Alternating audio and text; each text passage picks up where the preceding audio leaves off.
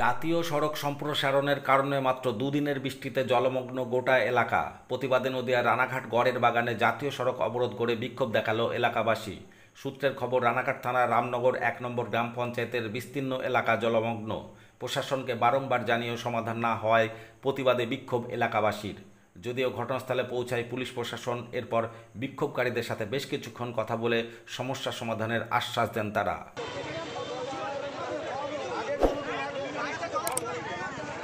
আগের বছর পুলিশ প্রশাসনকে জানিয়েছিলাম আমাদের যে এই পরিস্থিতি প্রত্যেকবারই হয়, বলেছে এই রাস্তাটা হলো, মেন রোডটা হলো, তখন আমাদের সব কিছু বন্ধ করে দিয়েছিল। ঘর বললো এই বছর লোক কোনো হ্যারাসমেন্ট হবে না, কিন্তু এইবার তার থেকে আগের বার থেকে এইবার আরো বেশি হ্যারাসমেন্ট হয়েছে। আগের বার আঁঠু জল হয়েছিল, এবার আমাদের গলা অব্দি জল হয়েছে। কোথায় বাড়ি আপনার? আমাদের বিলের মাঠ, আস্তলা বিলের মাঠ। আস্তলা বিলের মাঠ।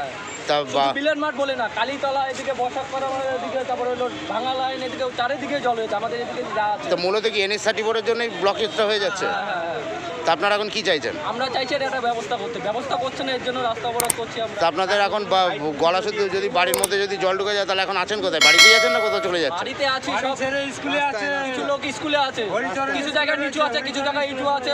যারা নিচু জায়গায় বাস করে ওরা বাড়ি ছেড়ে দিয়েছে। আবার যারা এখন যে রাতে যাদের বাড়িতে জল ঢুকেছে, কিছু লোকের উঠানে আছে, কেউ ঘরে ঢুকেনি, কিন্তু সাপ ঢুকছে। সাপের ভয়ে থাকতে পারছে না আমাদের ওদিকে। আপনার নাম? সরজিৎ দেবনাথ। কোথায় বাড়ি? আস্তলা বিলের। যদি এখনও আমাদের খবরের দর্পণ চ্যানেলটি সাবস্ক্রাইব না করে থাকেন, তাহলে এখনই সাবস্ক্রাইব করুন, সঙ্গে বেল বাটনটি ক্লিক করুন আর পেয়ে যান সব খবরের দ্রুত ভিডিও আপডেট।